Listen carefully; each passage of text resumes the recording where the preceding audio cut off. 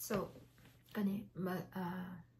what I'm going to share is yung Express Entry FSW, Federal Skilled Worker. So, di ba may four main ways. So, under Express Entry, merong FSW yung una. So, sa FSW, yung friend ko, classmate ko talaga nung high school, batch ko, nasa Nova Scotia siya as a nurse, pero may experience siya, may education, may IELTS, may job offer kasi nag-apply siya sa Nova Scotia. So, ang entry niya is Express Entry plus PNP.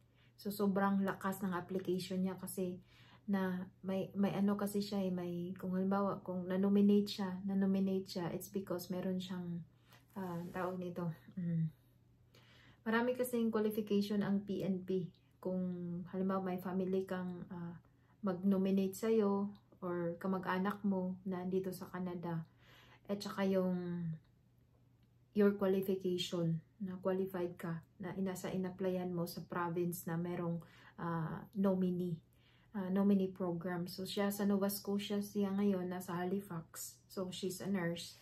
Tapos, bago pa siya dumating sa Nova Scotia, PR na kaagad siya.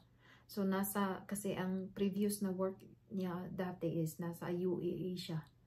So, bago siya lumapag ng Canada, meron na siyang COPR, Confirmation of Permanent Residence. So, pagdating niya ng Canada, PR na siya. PR na siya diretso. So, bago siya dumating, may PR na siya na confirm na ang PR niya. PR status niya dito sa Canada. She's in Halifax, Nova Scotia right now. Hi, Jessa. So, dalawa ang entry niya actually, yung Express Entry tsaka yung PNP. Na-nominate siya, tsaka ang entry pa niya kasi skilled worker kasi siya, nurse by profession. So, yun.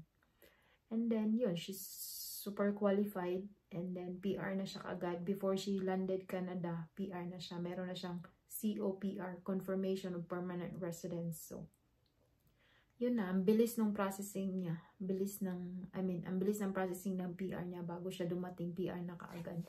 So, yung pinakamabilis. Kasi express pa siya, PNP pa siya. So, yun.